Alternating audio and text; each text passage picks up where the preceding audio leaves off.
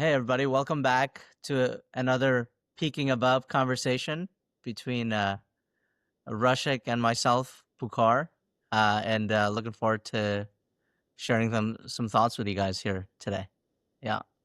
How's it going, Rushik? How's life in Miami? It's amazing. We're coming to the end of the year, and a lot of changes. But I'm glad I'm finally back in South Florida, and right on time. I mean, the South Florida winters. That's what you want to. That's probably worth all compromises out there, especially when you have little kids. You know, I've always wondered, like, because there's some people that really like their seasons. They like going through like a proper I grew up in the Northeast, so I grew up in New York, so like having like a nice fall with like the leaves falling on the ground and like a winter with like snow and spring was always my favorite season because it like was like the anticipation of summer, like those May June months, and then obviously summer was just miserable in the Northeast, but um like, are you somebody that like appreciates the seasons? Like, I have you lived anywhere where you've experienced all four seasons?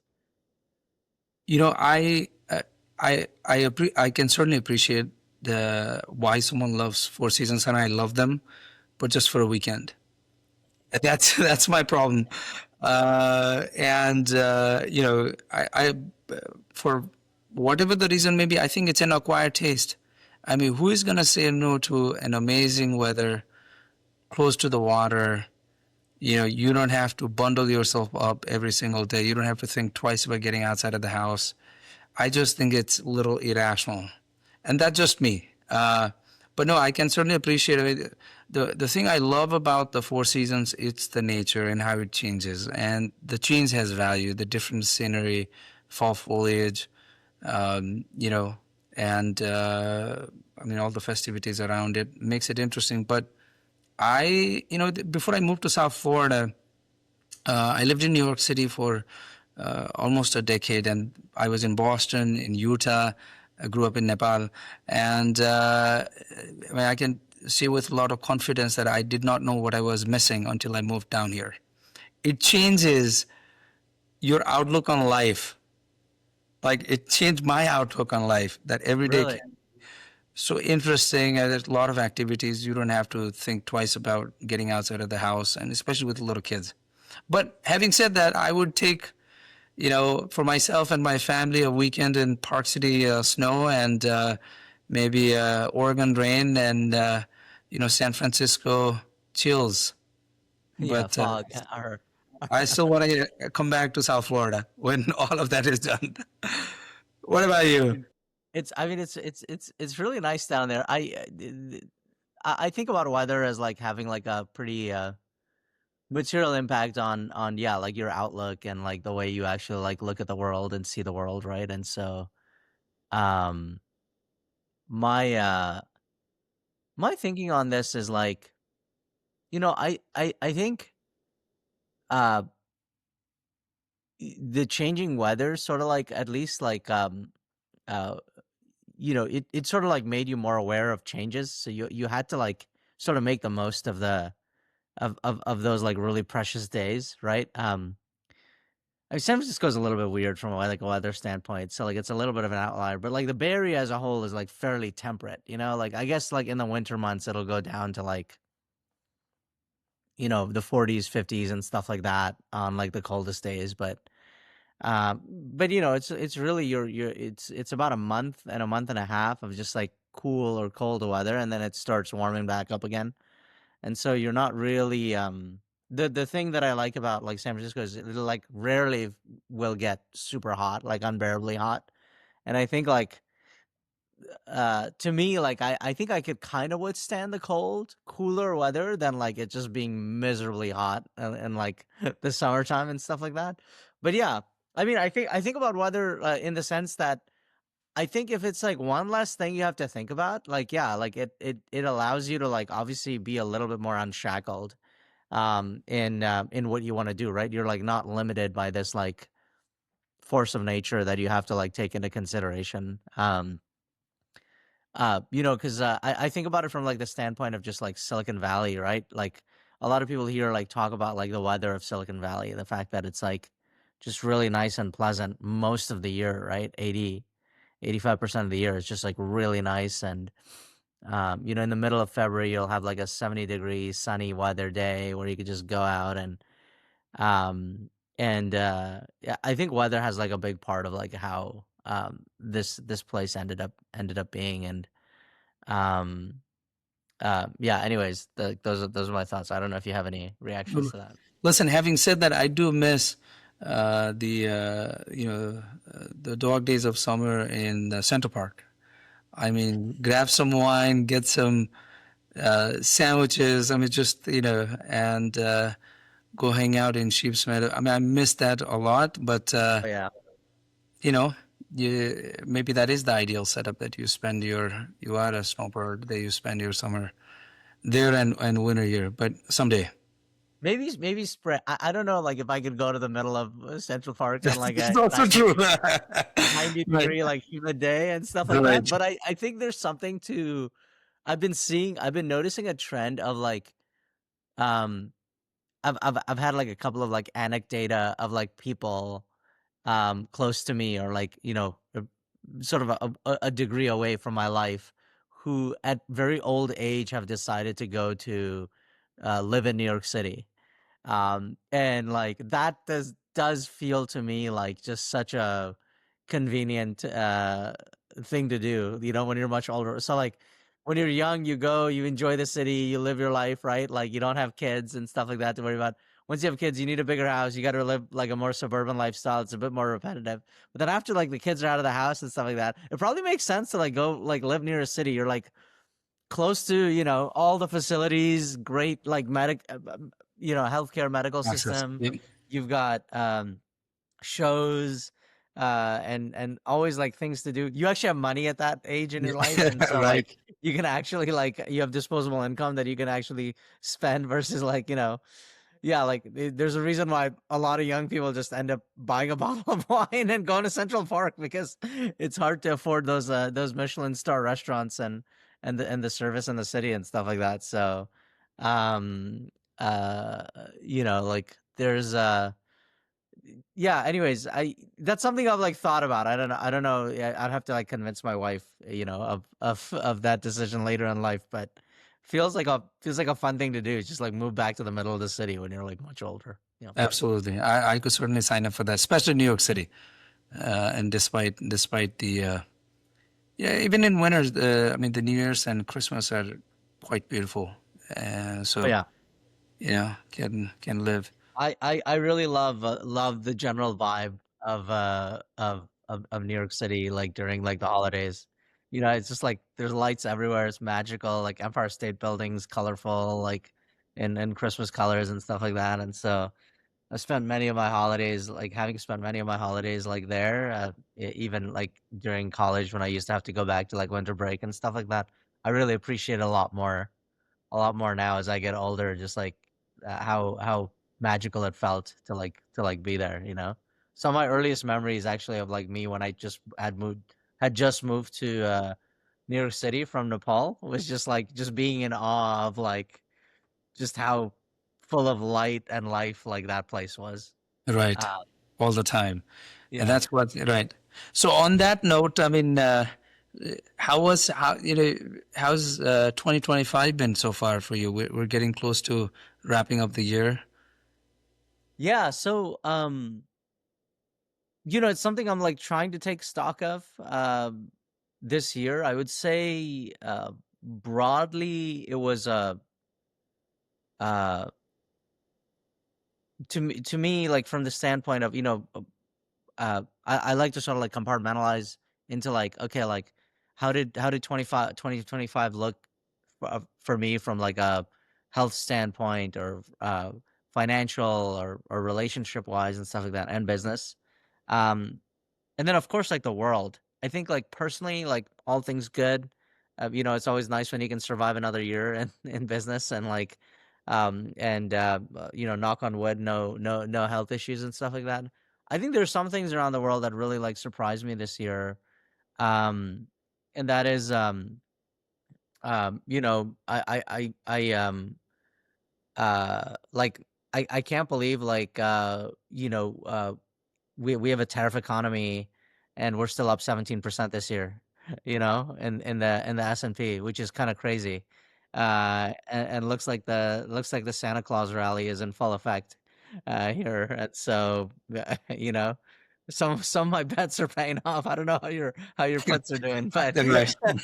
Roots are clearly underwater, but listen, yeah, I'm rolling them. I'm rolling them into the new year. yeah. And so I think like that was probably like one of the biggest surprises is just how consensus everybody was on how awful the tariffs were going to be, and like just how in some ways, you know, I don't know, but it doesn't seem like it's like really panned out in exactly the way that a lot of people predicted.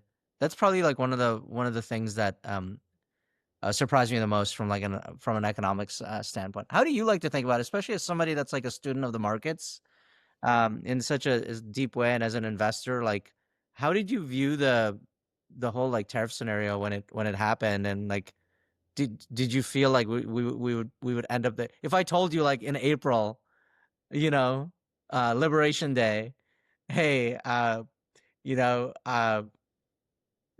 markets down 17% at the end of the year, up 17%. Where would you put your money, right? I mean, I personally, I probably would have thought, okay, probably down 17%, you know? Right.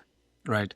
No, so, I'm quite surprised by this. I do think we're still in the, I mean, over the long run, you cannot be bearish. There's inflation, which inflates the asset value, and stocks are obviously assets. And second is that there is dramatic innovation happening on every aspect of all that we do, especially with AI as it goes from the chatbots and intake to middle of the workflows. I think there's a ton of value being created that ultimately accrues to these equities. And then we are in relatively dovish monetary policy stance, especially with the new Fed chair coming in, and inflation, at least the demand-driven inflation being, those forces being rather tempered. So, we are where we are, but a lot of this is hindsight type of conversation. So, in April last year, I did think that, I mean, tariff of, let's say, 10%. I mean, first of all, what was the policy stance versus what is the actual, how it actually ended up panning out? There's a lot of discrepancies there. So it's difficult to say, hey, what is the actual numerical impact of the policy stance, right? And, the depth of the market in April, I think there's this general fear that this administration is going to, dig down and get not only concessions, but we feel like a lot of at least I feel like a lot of the concessions were very, very difficult to get. And so I felt like the elevated tariff was going to be there for a long period of time. That obviously ended up not being the case. We do have tariff, far more elevated than anybody anticipated, but but other parts of the economy did not disrupt demand. And I think the sticker shock of the tariff would have been far greater if there was no preceding inflation. I think people are used to seeing things go up 7, 8, 9, 10%. And so Yeah. when the net impact is like 3%, even though it's, or 3.5%, 4%, even though it's greater than what has been the normalized inflation since the Volcker days, the sticker shock effect did not move the market the way it did. But I'm still concerned about whether the value that is being accrued in the economy through AI and automation and all of that, and value is being accrued in the long run from dovish Fed, where is that value accumulating to?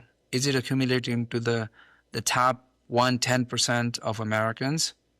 And can they continue to sustain on the consumption side as well as on the investment side for this economy to continue to roll? And that's the big question. So the labor market, I'm still concerned. Like we see, at least in my organization, we see we don't need as many people. Uh, you know, in all aspects of our workflows, right? Like a lot of these things are invading in areas where we felt like was not possible maybe 2 years ago. And so that has significant impact in, number of people we need. Will there be some kind of demand destruction that's coming from, I think, the middle of America?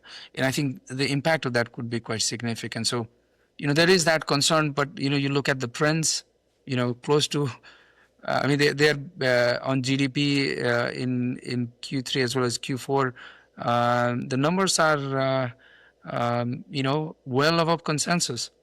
So, I stand corrected, but I continue to remain a little bit nervous. And then, especially if the housing prices go down, and there is significant, slack in the labor market, then I think we may be looking at a fairly difficult period. But this is a very difficult stance to take in the long run, right? So the point in time, and you could be wrong for few months, and I'm completely fine with that. One thing I find really interesting is like uh I think I've always found you to be like really like level-headed and reasonable when it comes to the markets, which to me I feel like always has a bias towards being more of a bear. When you're level-headed and reasonable, it's sort of like there's no middle ground in the market, right? You're either bullish, and if you're not bullish, you're bearish. Even if you're neutral, you're bearish in some ways, right? Because the default of the market is that it goes up so much year over year. Um, how do you view like your like that perspective that you have? Like, do you view yourself as like, okay, like I'm like a little bit more of a bear? I feel like in the markets I'm more of a bull, like I'm like, okay, like I expect the market generally, like I expect the market, like the US market, the S&P index, you know, to I mean, it sounds crazy, but like I feel like every year it'll go up 20%, because that's just what I've been used to since the 2008 crisis, 2009, studying the markets basically out of the March 2009 bottom. I think we bottomed in March of 2009 coming out of that. And so like, I just have this like historical pattern to match against. But like I'm curious to hear like how do you view your perspective in the markets? Do you view yourself more as a bear, or maybe like a neutral, or maybe even a bull? Yeah. Right. No, I mean, it goes back to my methodology is value investing. The challenge with that is a lot of times there is momentum, and the momentum doesn't uh, give up or give in that easily. And so you look like, you look like you've missed amazing opportunities. But, the way I try to keep myself grounded is, okay, don't miss mega trends. But at the same time, valuations do matter. So how do you operate in the intersection of those two things, right? One is you have to get in early, or you get in super late in the sense that the valuations have come. So I find it very difficult to get in the middle, and that's completely okay. I also agree with, I can't believe I'm saying this. I agree with Jim Cramer when he says there is bull market somewhere. And so it's about finding where that is. And, is it in the mega trends? Maybe it is, but maybe it's not. Maybe it's in companies that are extremely unloved. So like right now, I'm spending a lot of time looking at, the anti-AI portfolios. I mean, are there businesses that generate great cash flow? So you can be rational about it, right? And you don't have to pay infinite times revenue or 100 times revenue, right? And like, yes, you can, I mean, justify all kinds of bets here, but, and there is money to be made. So, when I say to your point, yes, the disposition of someone that's level-headed is that they may miss these mega trends because they typically get priced out, right? And we've talked about this in prior conversations that it makes sense for them to be priced out. I mean, there is euphoria, and euphoria gives you cheap capital. You need cheap capital to be able to run lots of experiment and fail and still figure out, at the end. And so that's completely fine. But, it's difficult for me to operate in that world. And so you look like an idiot sometimes in the short term, but hopefully in the long run, still betting on companies that compound earnings, still betting on companies that are compounding their right to win, and they're compounding and adding to their moats and the value proposition they're bringing to their customers. So it's finding those and sticking by it, right?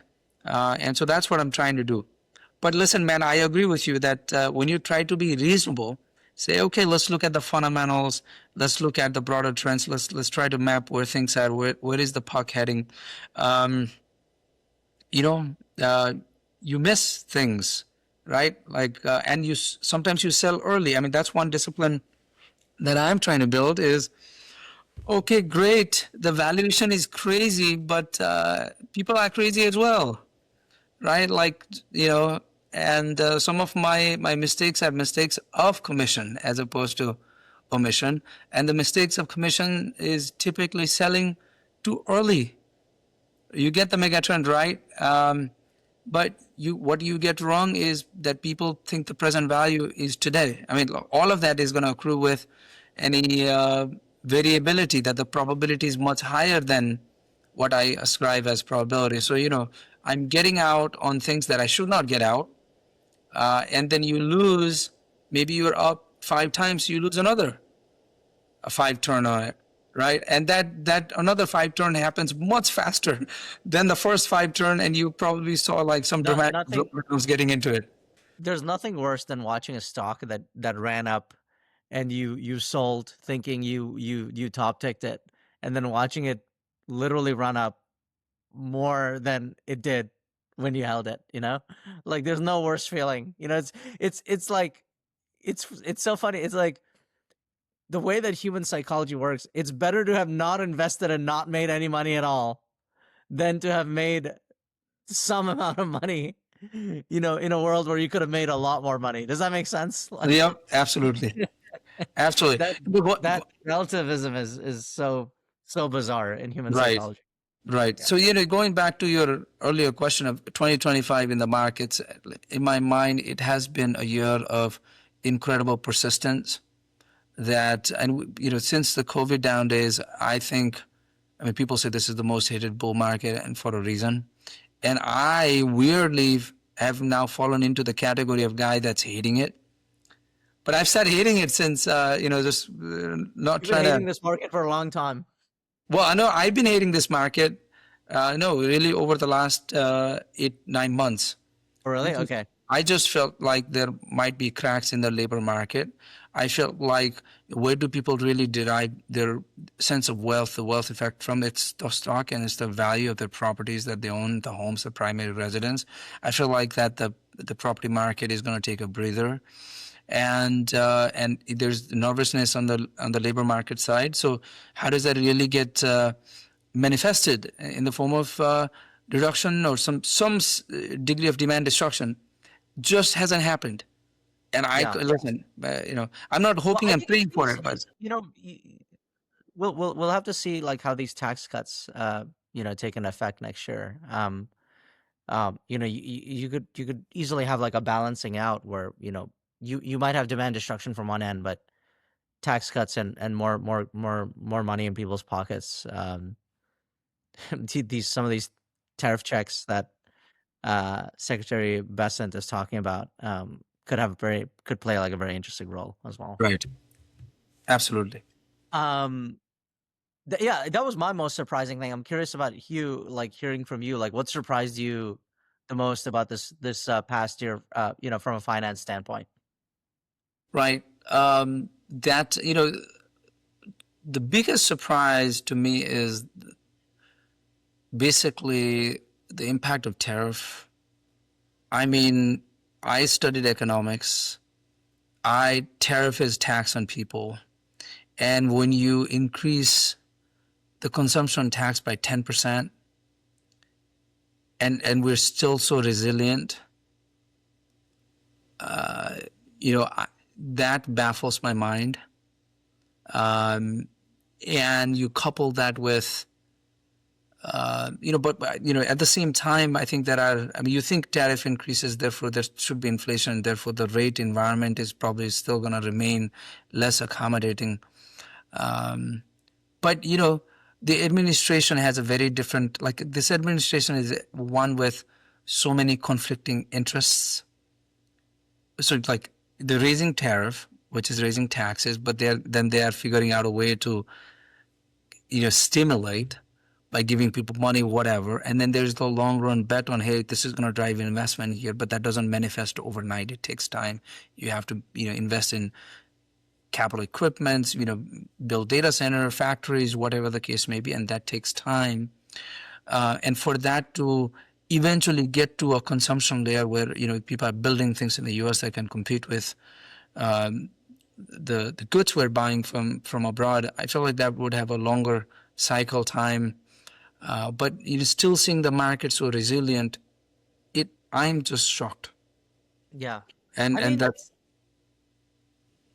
I'm curious. I'm curious to hear, like, you know, I think it's history is one of these things that's it's funny, you know, sort of you can ascribe intent post facto to a lot of things, but um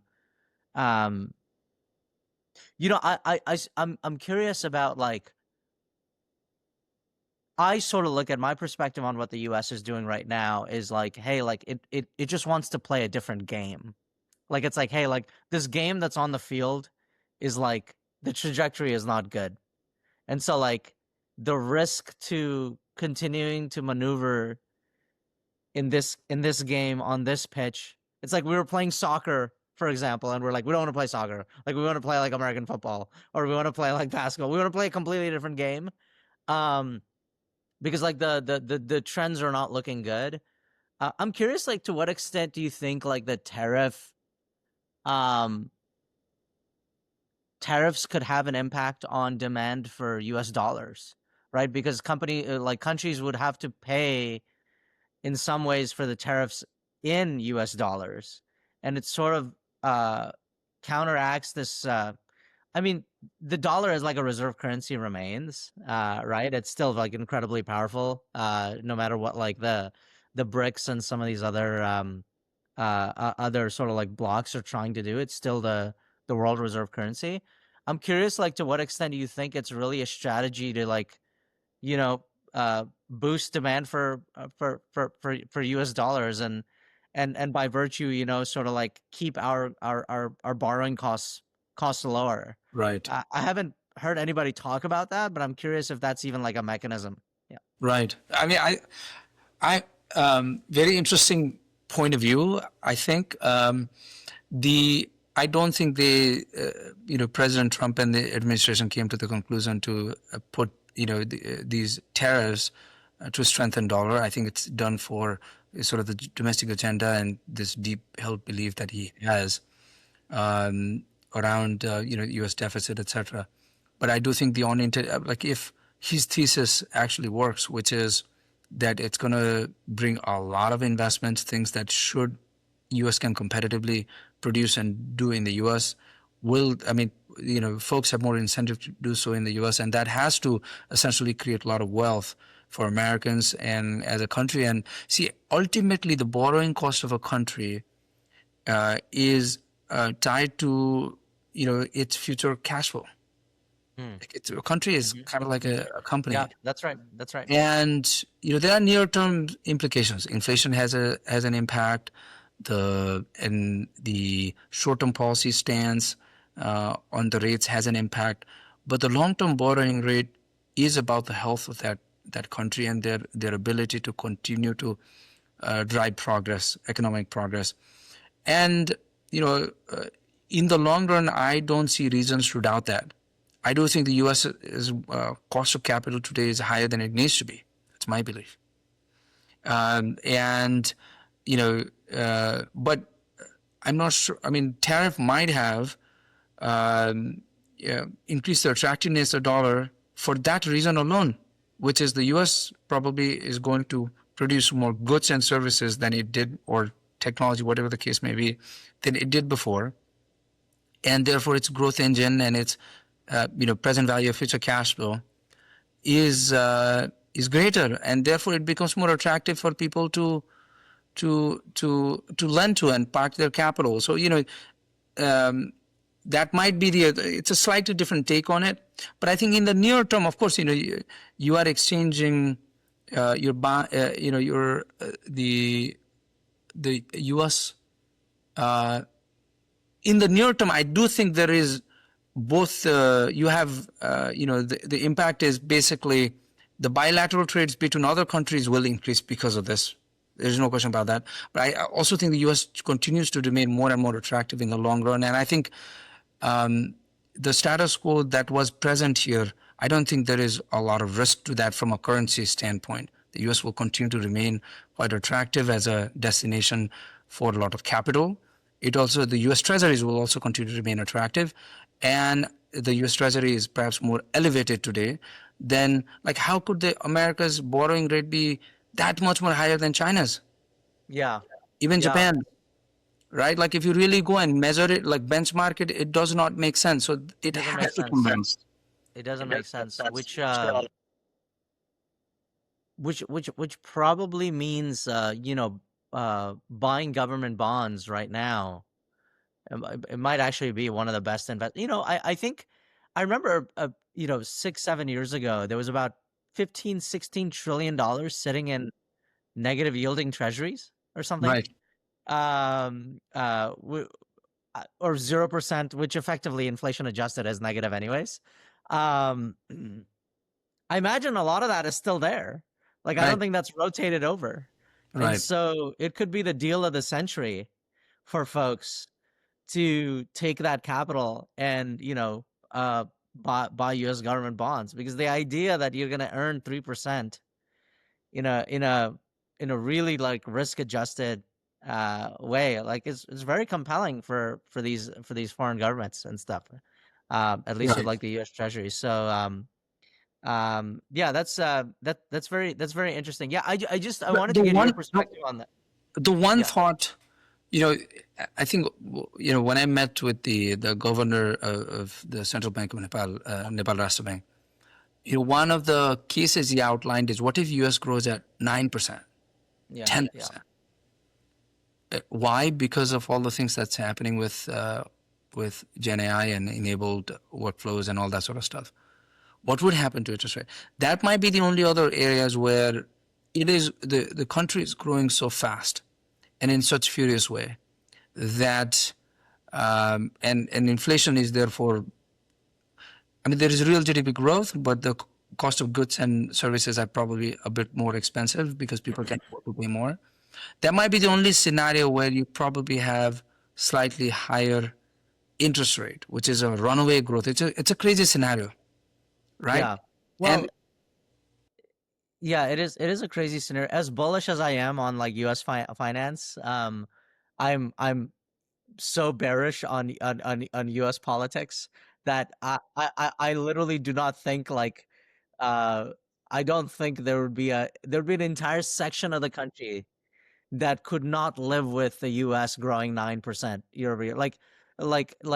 It's that psychological case study. It's you know, uh, somebody shows up to your door offering you $100,000 for free, no strings attached. You take it right away.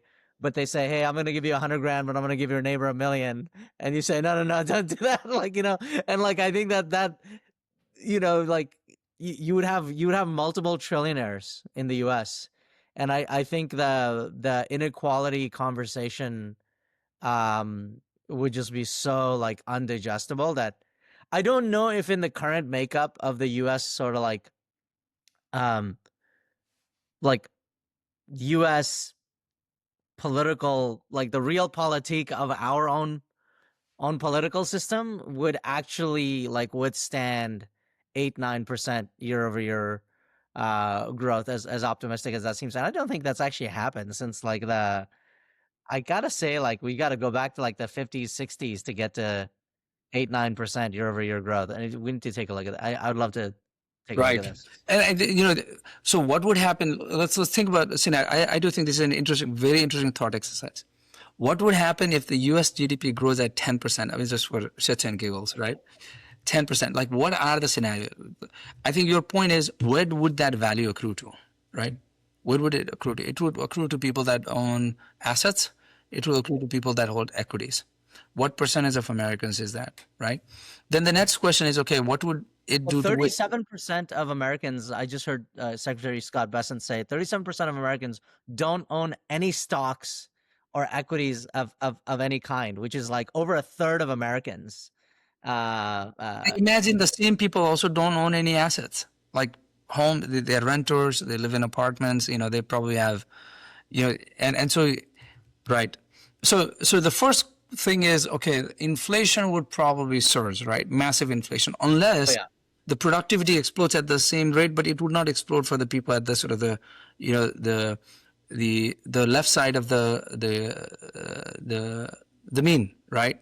And that distribution, which is roughly about 50% of Americans in the American household, for them prices would increase, and they would lose out on this. The second thing is, so this will result in higher inflation. Therefore, Fed has to increase interest rate, right? So, you have to raise rates to cool demands, and you need to, prevent overheating, and you also need to defend the dollars, which is kind of the point that we're discussing. And, the issue, the concern is that in the short term, you have a lot of capital flooding into the U.S., right? Everybody wants that piece of that pie, but the concern is that it would not last, and what would happen after that is what sort of generally worries me. So I think even though, like, with the governor, I mean, he's excited about holding U.S. Treasuries yielding at 10%. Is kind of the way he was thinking. Listen, we're getting at 4%, and the consensus view is, whatever 30-year paper is 4, or even the short-term paper is around 4%. It's going to go down, and therefore, and you're saying, no, well, there is a 20% chance that it could go up to 6%, 7%. So what I want to do is I want to accumulate as much as cap of Forex so I can buy this, which I think is an extremely concerning scenario. So it's almost like America, I think it's in America's best interest for it to grow at 3%, right? It maintains stability. It maintains, I mean, the wealth doesn't aggregate disproportionately as it has historically done. Interest rate can remain reasonable, so people can still Yeah. go to buy I think stuff. I agree with you. I think like listen, uh if the US economy had grown 4% annualized um over the past like 20, 30 years, we would probably be doing this podcast on Mars or the moon or somewhere, that's insane compounding, like in our spaceship palaces and stuff like that. But I think the thing that I appreciate about economics is just like uh is you can draw out the models as much as you want, but it has to be grounded in again like this real politique of like the the sort of like different classes and different societal structures. And um I think you're right. Like I would much rather prefer that the country actually grows like 3 to 4% year over year, than like 8, 9%, because the sort of bust on the other side of that could be just catastrophic, right? It could potentially be even worse than the 1929. Right. I think at that point the market got cut in a half or more than Maybe half. more, yeah. Yeah, more than half actually. And by the way, the important question, what preceded that? What preceded that was a dramatic growth driven by, I mean, when you see countries grow at 10% after a war where they have to reconstruct, etc., and you see this dramatic excess in all aspect of your economy, and so it usually ends in a disaster. Or yes, you make cycle through cycle, you make progress, but it comes with a lot of pain for way many people that is in many ways kind of avoidable, right? And so, but I hope next year, listen, I'm not a perma bear.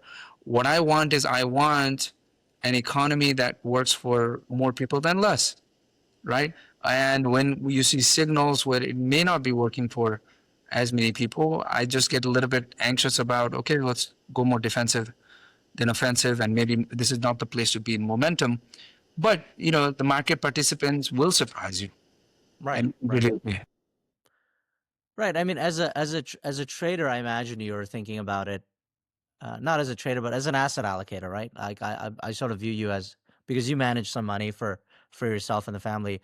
You have to be much more attuned to the voting machine dynamic of the market rather than the weighing machine dynamic of like the broader trends, right? I think like the trend line looks good. Um, yeah, this was good perspective. I'm curious, just shifting gears a little bit. Um, Stepping off the sort of finance topic and going into tech. What surprised you the most in 2025 as it relates to technology? Like, what's your biggest technology surprise of the The year? biggest surprise is how quickly AI is getting everywhere in areas that I didn't think it was ready for it. The middle of the workflows are being changed in such dramatic ways. I just This was one of the biggest miss, both in terms of the way I thought about investing, as well as the way I thought about how to prepare um, for the advances we're making in it, right? And so how is it manifesting? Like I was just thinking through and chatting with some of our team members on what's happening here, and you know the the impact is rather seismic than we anticipated, right? I mean, we trialed with, okay, the intake form is smarter, the chatbots are smarter, it makes sense. To now, it's not necessarily, at least in my business, I can tell you, it's not, previously we thought insurance was mostly relational. Now it's all about execution. Can you execute better? And these tools are making the ability to execute dramatically faster and better, that it is more than compensating for what relationship used to sort of cover previously, right? And I think the impact of that is, and I imagine if it is true in insurance, it's probably true, and which is we're the laggards. I mean, we work with partners that are the last to adopt because they don't need to adopt. Most of their revenue renews It's uh, you still have folks that are using the fax machine in the insurance world. cobalt. I mean, all kinds of stuff. Yeah. And the reason is because insurance business is built on persistence. It's on doing the same thing over and over again. The more you touch, the more you disturb, the more you lose. That was the conventional wisdom until AI actually showed up inside the house and started making big differences. And so 2026, what surprised me in 2025 is how quickly this came and how pervasive it has been, right? And so and that's one of the reasons I remain both excited as well as nervous about the future, that this is about, you know, uh, breakneck speed execution on every aspect of your workflows, and, thinking through and figuring out and implementing and experimenting, even in an industry that rewarded doing nothing as one of its structural advantages. So I think that is the one piece. The second big trends is how the world is becoming so structured. Like the big data is changing everything, right? Like the subjectivity is more or less becoming more and more subjective stuff are becoming objective. Like you have data on everything. You have time series data, you have point in time data, and now you can make sense of it, and it is readily available in a consumable way on the edge, right? And so that's how quickly it came is also a shocker to me. and you can only predict, for so far out in the future, right? So you just run with it, right? And so, and what does this really mean? What this means is that predicting the future is more and more difficult. The only thing you can predict is you have to be at the cutting edge of it, and by the time you've implemented it, it's probably going to be too late. And so, from the the vantage point where I sit, this was the year of actual real technology making real difference in every aspect of our workflows, and makes me super excited about 2026. But it also puts a ton of pressure on. We have to execute. We have to execute all the time. How do you feel? I mean, you're in Silicon Valley. I'm out here in Miami. We're more relaxed. We like the things that blinks and shows off. But San Francisco is about the core of it, the substance of it, I don't know less so about the than the substance, form. but Yeah. well, I think it's interesting to hear you say it because you're in one of the oldest industries on the planet. I call it the sort of like we're both in very Lindy industries. Lindy in the sense that it's been around for a long time, likely to be around for a real long time. Doesn't you could chart a very beautiful story about how insurance markets is the reason why Christopher Columbus even discovered the new world, and it's insurance in some ways makes exploration much easier because somebody's taking the risk, somebody has to take the other side, right? And so I imagine as we go to the moon and beyond, insurance is always going to be there. So is security, by the way. And so we're both in very so it's interesting from the standpoint that you're saying this um because you're probably seeing the day-to-day impacts of this, and there's so much low-hanging fruit from an AI applied to insurance standpoint. So very fascinating. I have customers in the middle of the country as well. And yeah, like I guess in some ways I am like incredibly surprised at how effective the rails of technological progress deployment have become over the past 5-10 years. What do I mean by that? What I mean is, maybe a decade ago, an innovation would happen in Silicon Valley, but it would take about literally a decade for it to permeate in the middle of the country, or some faraway place.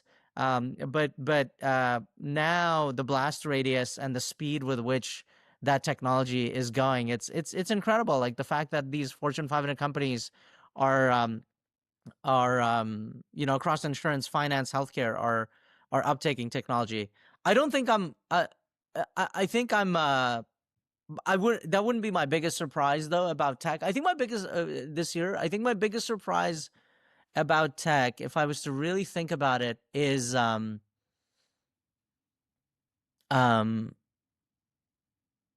how quickly the narrative changed on OpenAI. It still remains my most favorite company, and love working with them and everything. I found out I'm a top 0.1% ChatGPT user because they did their Wrapped yesterday. I don't even think I use it that much, but I guess I do. I'm using it obviously like many times during the day, and I'm experimenting with these other models as well.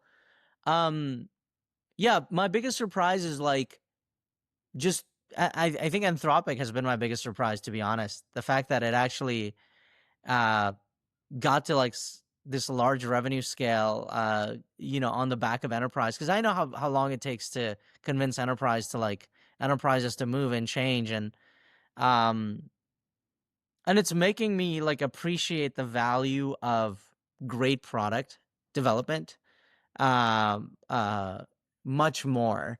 And so, incredibly sort of like shocked and surprised about that.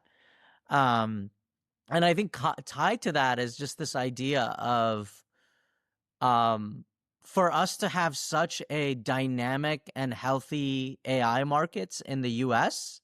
So, OpenAI, Anthropic, Gemini, with incredible usage, with just insane revenue growth, um, like real dollars, and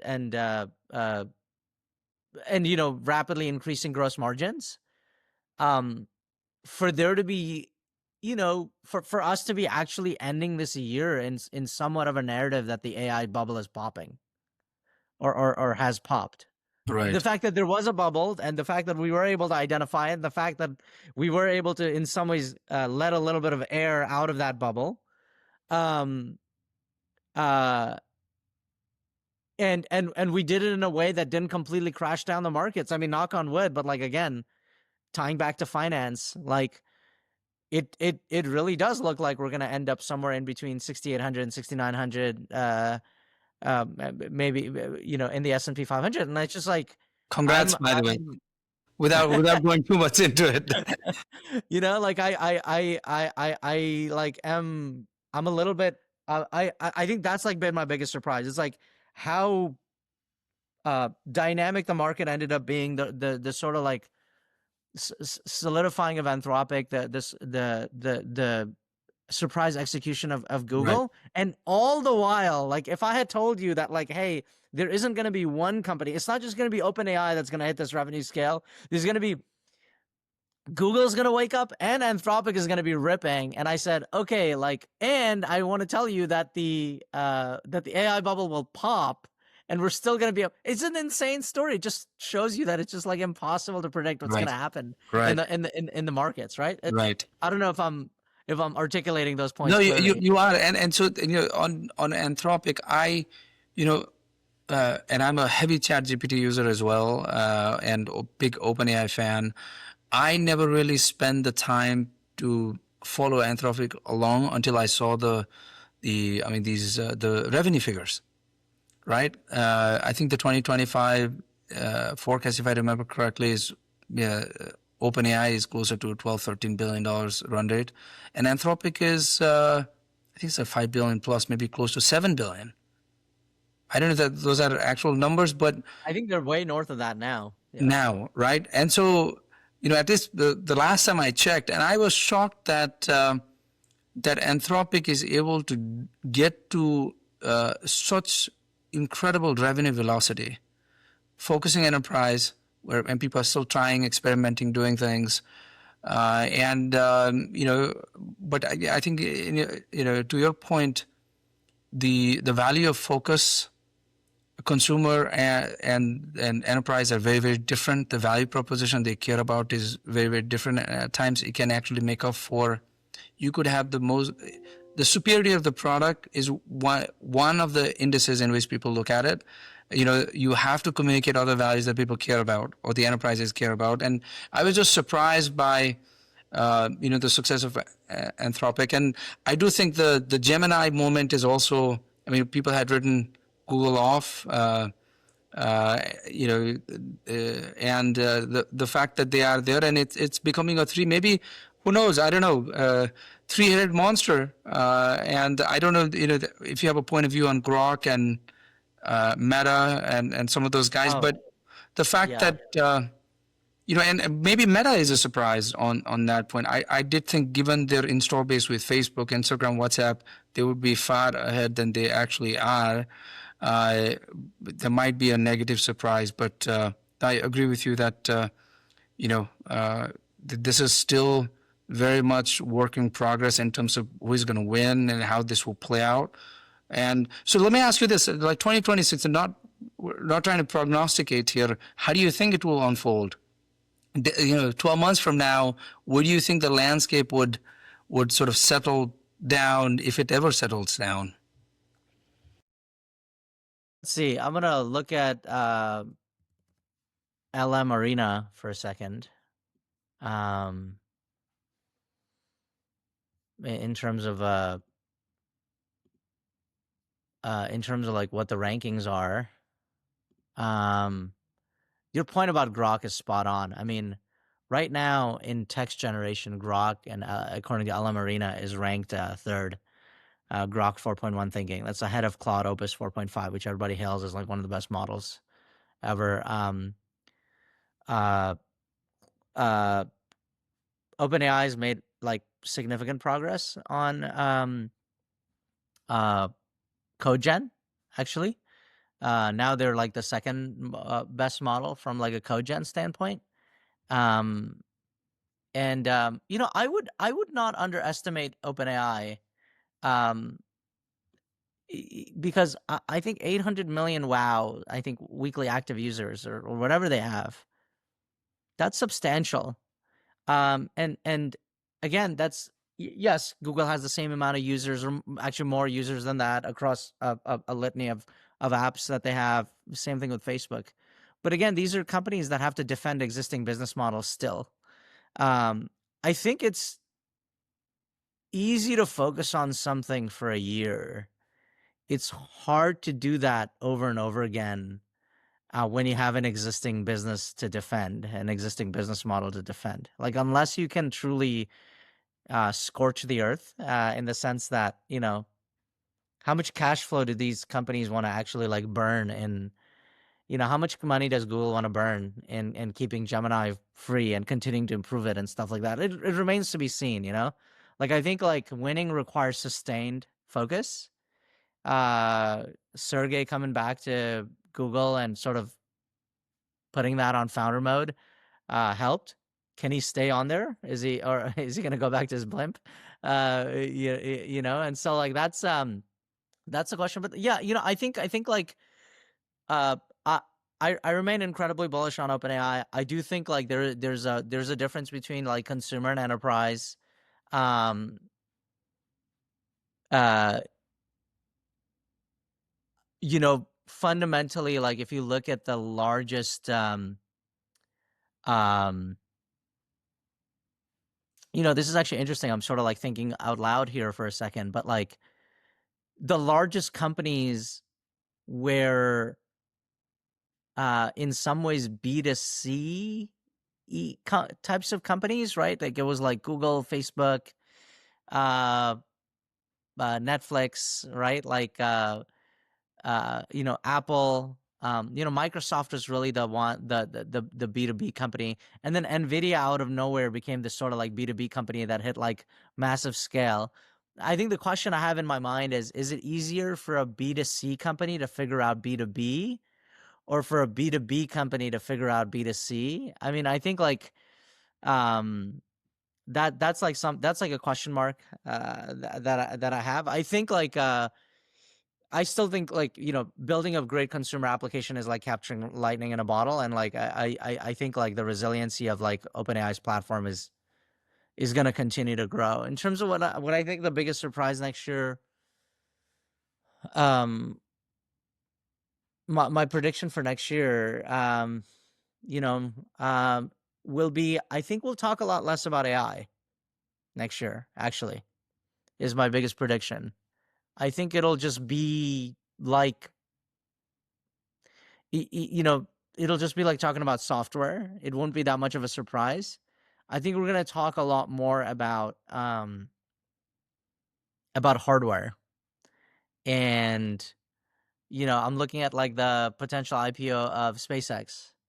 And I just look at where like the geopolitical trends are going, uh and robotics and stuff like that. So like I'm more I think like the sort of like physical world AI is I think we'll be surprised at how much we that ends up becoming um uh part of the topic next year. Um and I think I'm still predicting like we're up 25% next year in the S&P. Like you know, like I think we're going to continue because of this like little deflation that we had of the AI bubble. I think it's allowing, it like the pressure has been taken off, and such that we can continue to sort of like expand it, somewhat responsibly. Right. Um, but yeah, I'll have to give that a little bit more thought in terms of like what I.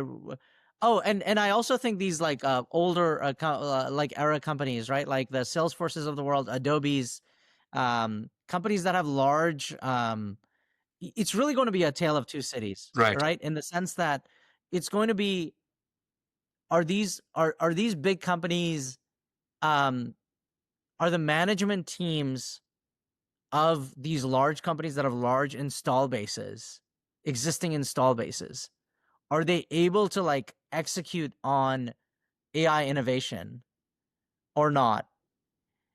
So my prediction is I think we're going to see a lot more M&A if they're not able to do that, because I think it's going to be better to just acquire a company and like, sort of like permeate that across this install base, um, if you're not able to execute internally.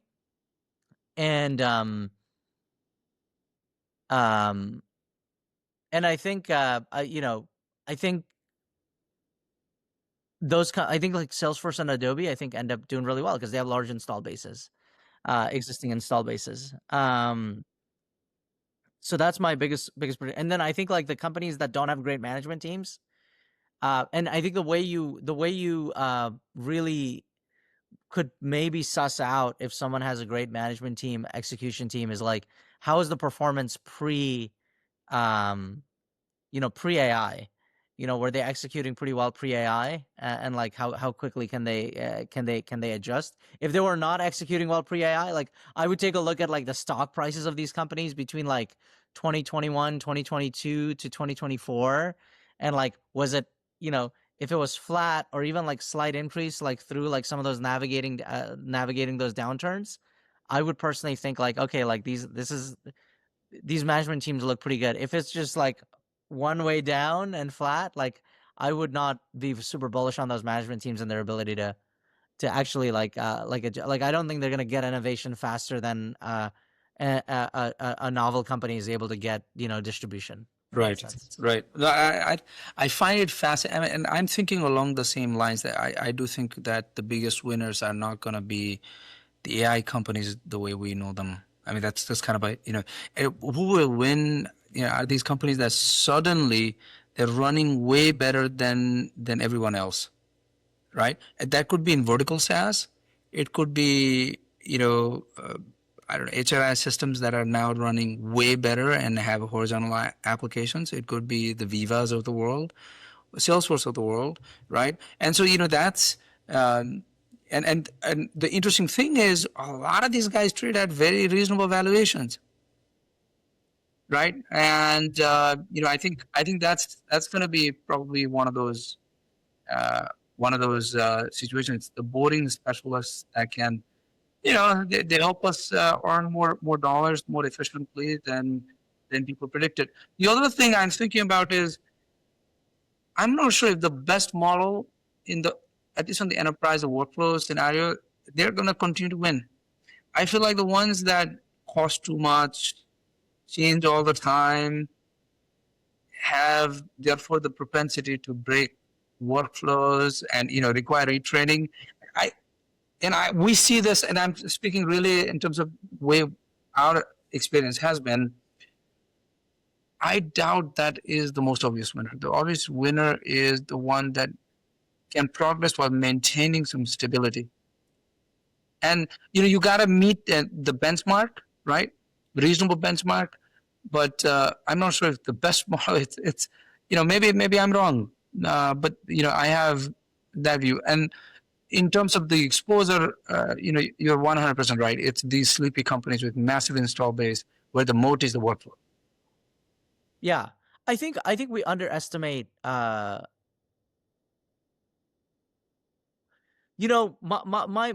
long-term thesis on AI, Rushik, is that I'm a student of science, and in a previous life I got to work at a neuroscience laboratory at Columbia University a long time ago, and we were working on these like model organisms and studying literally like these two neurons. We know so little about the human brain, like you know in the grand scheme of things. We're still pushing the frontier on how like the human brain works, um, and how humans work. This concept of AGI and the shifting goalposts, I think it's such an important conversation for us to have at this current moment. Because to me, the way that I look at this is like, I don't look at I reject the current framing of there is a path to AGI, and it is a computer's ability to mimic how a human does work. Like I reject that as the framework for what AGI is. I don't think I would have rejected it if you had shown me Gemini or OpenAI or any of these other models 10 years ago. I think if you had showed me this technology 10 years ago, I would have 100% said I'm talking um, to AGI. And so in some senses, I think AGI is the expectation versus reality and the delta. And if it's a really, if you know, and like if it's a really wide delta, you think it's AGI. If it's not a wide delta, you don't think it is, right? And so to that end, my like core philosophy on this has really shifted in the sense that uh I think AI is really an indictment on humanity's um like it's an indictment on how on in the short run meaningless the day-to-day things we do really are at the end of the day, that it is so easily replicable by these algorithms and the software. You know, like we uh, humans I think overemphasize the importance of their own work. You know, why wouldn't we have this incredible ego, we think we're doing great things, and we are, you know, like still the best species. Go Homo sapiens, right?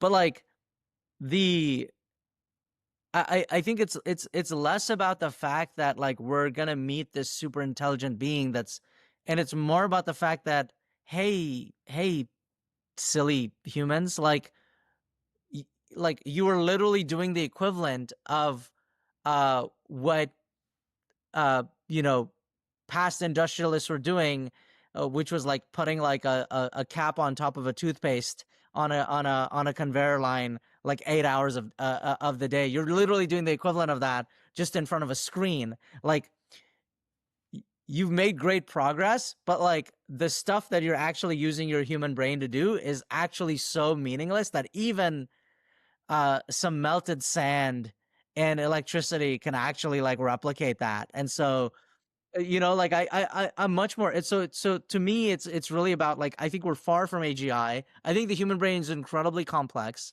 and I do think like this like workflow layer that you've talked about. Yeah, it's much thicker than the workflow layer is much thicker than people actually anticipate and understand. And I think that's going to create a lot of opportunities for you know, not just certainly the incumbents that have large install bases and great management teams, but I do think it's going to create an enormous opportunity for the shrewd you know, AI native or AI leaning companies.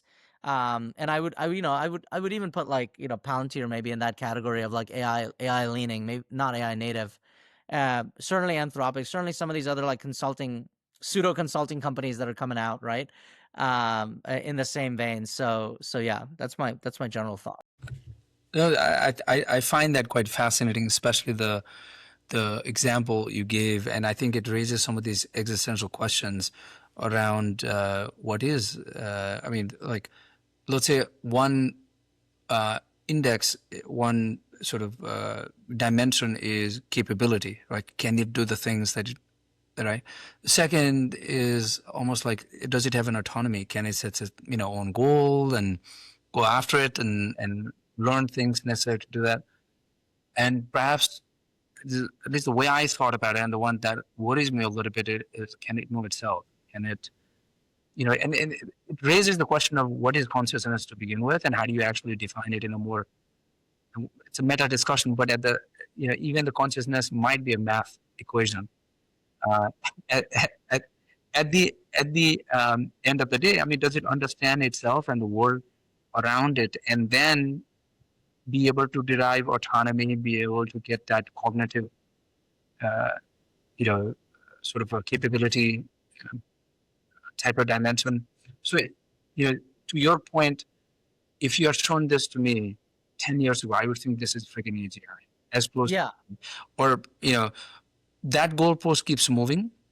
And the delta between where we are versus where we need it to be, it will continue to keep move. The question is, you know, what are those newer and newer layers that you can actually open? right? And does it, you know, and I feel like it puts, we have this bias that somehow the consciousness itself is the limit. And what does it even mean? Yeah, yeah, I agree. I mean, I don't think we're at AGI until I can actually talk to AI like I talk to my team, in the sense that I can be like, hey, like I want you to, like, here's the deadline, here's the project, like I want you to go figure it out. You know, like that's it. That's all. That's the only prompt that I should, because that's how I would, and to me that's like a modern corporate worker bee AGI, right? Right there, right? Or maybe you'd say it's ASI, artificial specific intelligence, not general, um, as opposed to super. But yeah, I mean that's I would say like that's my general thinking on that, because like right now, as powerful as these tools are, it still is agency dependent. And not like agency to start, it's agency to create, maintain, do evals, string together the right prompts, be willing to like fact check the system, right? These are generative models at the end of the day, and like um and you're trying to overfit them on real deterministic world problems.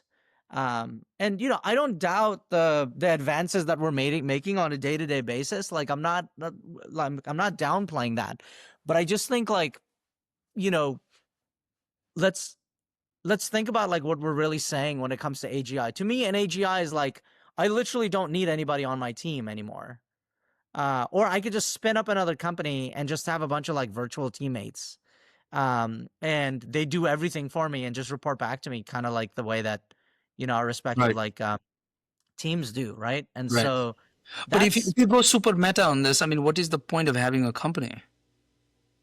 If you can conceive and it will be there, or it will do it, why is, I mean, it's a weird way of asking it, but like, okay, well, I'm not sure. Let's say a particular problem is, I need to do this or get that done or this.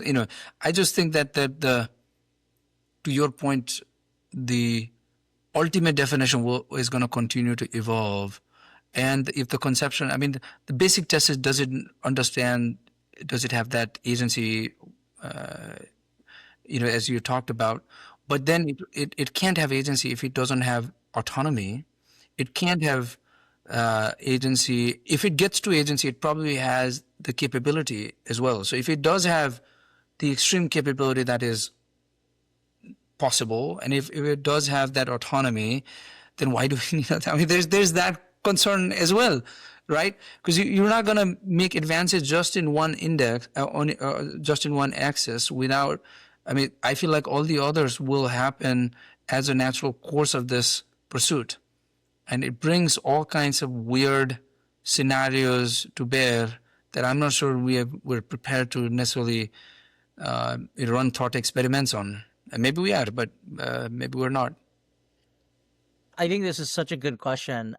What is a company fundamentally? I mean, I guess if I was to answer it from this lens on, I would say a company is basically a company is a mechanism by which a human or a group of humans turn an idea into a product that is then taken to market, right? And so like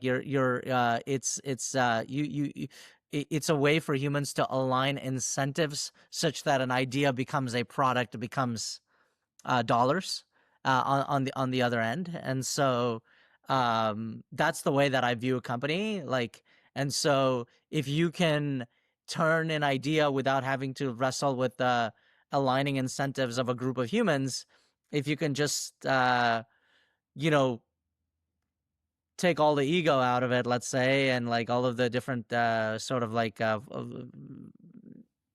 features and flaws, because I think it's two sides of the same coin of humans, and you just say, okay, like, I'm gonna spin up my agent, and they're gonna instantly figure out how to turn an idea into a product. But again, like I think like you very quickly realize you run into like real like physical world problems, very fast if you're trying to like build like a company using like AI, right? Um, and and no matter what, like at the end of the day, like I think there's like these like real dead ends. I think they're temporary dead ends, but like um you know, if it's just like a bunch of software companies selling to software companies, that's one thing. Again, I would be worried about that alone, by itself. But like an economy is like more dynamic than that, right? It's software companies selling to hardware companies, selling to retail companies. Like, you know, it's everyone is sort of like trying to sell and distribute their products to all these like other different entities, and those entities do have like real world like physical constraints that you can't get over, right? Like the biggest physical, I think the biggest manifestation of like the physical constraint we're facing right now is energy, right? Like energy is the hard constraint. Because if scaling laws are continuing, like if it's true that more chips and more electricity means better and better models, if that is fundamentally true, then that's the bottleneck. Like what happens if you like, you know, and so nevertheless, I think there's these real physical world challenges that you very rapidly run into as you Right. try to just completely automate. And as a, you know, I say this with some level of credibility, building an AI company in the middle of Silicon Valley, being a top 0.1% ChatGPT user, that like these as powerful as these things are, um, uh, you still have to do a tremendous amount of work to get them to work in exactly the way that you expect. Yeah. Right. No, I agree. I agree. There is a a long way to go. I think we're getting closer to it. Do you want to wrap up 2025 year personally? Are there things that you want to reflect on? Maybe the lessons you learned. What uh, when you reflect on the last close to 12 months. Yeah. I think you know, the biggest lesson of this past year for me has been um just like how little that I know, and how difficult it is to extrapolate trend lines. You know, um it to really just appreciate the history that we're living through. Um you know, I think like one of the topics that we maybe didn't get to here was just like the biggest thing that surprised me about the year as it relates to Nepal is um is the sort of like the revolution that ended up happening, and um the chaos, and then the sort of surprisingly anticlimactic scenario that the country's in at the moment, which may lead to a climax at some point. We'll see. So like that was the biggest surprise, as we're both, you know, as we both run companies, and Nepal, that's very top of mind. Um, and then you know, you know, my general thinking here is, you know, uh you got to figure out your foundational layer things if you want to, you know, sort of like reach for the stars, if you will, right? You got to have like, you got to be settled, and you know, you want to figure out family, you want to figure out all of the health, like all of these different things. You want all of these things to be at a great place. You want to have a great foundation to then sort of like use that as sort of like a mechanism to generate inertia and momentum for you in other parts of your life. And coming to appreciate that a lot more as I go into my solidly into adulthood, I guess. You know, I still feel like a young whippersnapper at heart, but I think But you I think we are. found out. I think we found out pretty quickly when I was in Florida and we were trying to jump into the pool that that was that was not the case. But yeah. Listen, man, you have on that note, the you have the hairline that a lot of us would and the density would 18, 19 year old would have. And no, on that note, the this on the point of Nepal in 2025, it the perhaps the Gen Z revolution or the movement was destined to be anticlimactic because you know it is based on frustration, not necessarily on the solutions. And I don't think, to your point, some of these fundamental design flaws are being solved. Now, there are all kinds of arguments on what those flaws are, but being able to really take stock at, hey, how do individuals behave? How do human as a group behave? Where do we stand? Where does our competitive advantage is as a country? Where are we regionally located? I mean, there are all these existential questions that we talked about this a few weeks ago. Um, the political, doing a political movement based on these questions is very, very hard because they are rational and not emotional. And how do you get people that are watching TV or enjoying time with their family get on the street demanding these type of stuff? But on the aftermath of a change, the scale and the destruction with which it came, quite frankly, of the status quo, you would expect at least a proportionately, marginal improvement in the structural design. And I'm just disappointed that none of that seems to be in the cards, and that's kind of sad. On the note of 2025, I was just thinking about this. I mean, what was the biggest thing the biggest change in perspective I've had? It's you have to unlearn and relearn so many things. The one is just training yourself to take a long-term view on people. I feel like in the short term, people surprise you. In the long term, they reveal themselves. And so Mm. you have to, in all these relationships, whether it's your colleagues or even your personal relationship, you just got to give it time so that it goes through these natural uh, vagaries of life where, like under stress, the polish really it comes off. Under you gotta let people go through those moments and to really really understand them. And I am one of those guys that I love the surprise piece, and I never really spend the time to say, hey, listen, let's take a longer term view. And I'm sure I reveal myself, and the time usually strips away the short-term performance. The incentive sometimes exposes the truth. Sometimes removing the incentive also exposes the truth. Just not, I felt like for years I never really spent enough time thinking about myself and people, right? And what does it take to see someone for who they already are? And I think and it requires patience. And obviously, people change and grow. But I think that has been a big thing that I gave 99% value to surprise, and less than 1% to that persistency that requires for you to really learn someone. A bit meta, but I was thinking about this, and that has been and we're in the people business at the end of the day. As much technology as we use, it's we need a team to make Yeah. these things happen. And I think the people business continues for a long period of time. I've been harping on about this idea that like our goal should be to spend more and more time with people, and motivating people, right? And I actually there was an analogy that I wanted to use earlier as we talked about as we talked about AI that might be apropos to this. We both appreciate Formula One, and so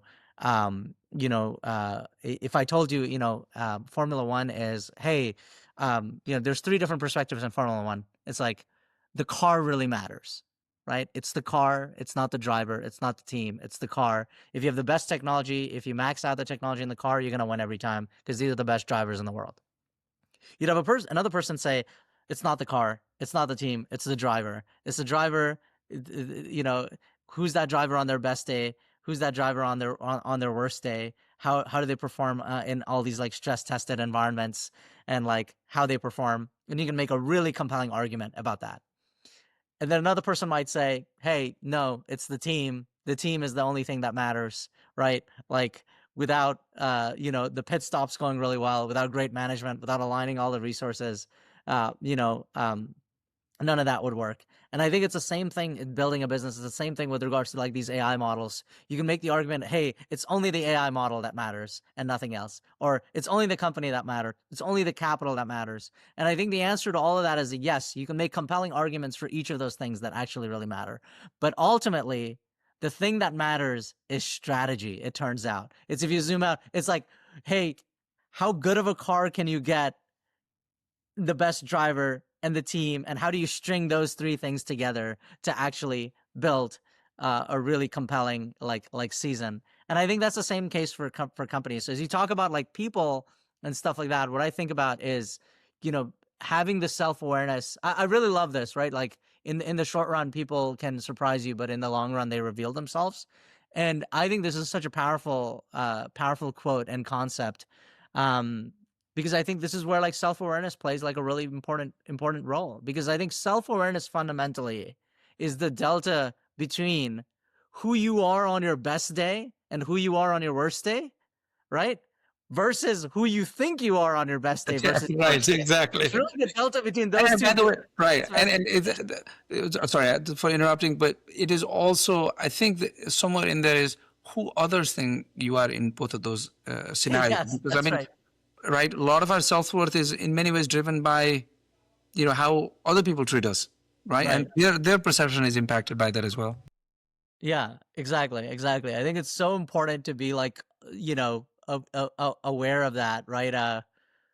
One of my favorite quotes is, and I'll probably in this episode quote this more times than listeners want to hear, but it's it's this quote from the poem "If" by you know the poet Rudyard Kipling. It's you know, if you can meet triumph and disaster and treat those two imposters just the same. It's the this is the sort of like quote that's uh, uh, posted atop like the Wimbledon doorway as you like walk out into main stadium. It's center court at Wimbledon. It's I think it's one of the most powerful quotes. It has a little bit of um you know, themes of sort of Marcus Aurelius or even the Yeah, Bhagavad Gita, stoicism. That's what I was thinking. Stoicism. You What's funny is like Marcus Aurelius's writings and Bhagavad Gita have so many similarities. really, It's really fascinating. Yeah, like the conversations between Krishna and Arjuna, and how you actually deal with victory and loss, and the stoicism with which you should treat that. Same thing with Marcus Aurelius's writings. It's really fascinating how much similarities they've had. I've tried to figure out if there's maybe some connection there, but you know, these yeah, anyways, that's one of my favorite quotes, and you sort of made me think about that as we talk about this. Yeah.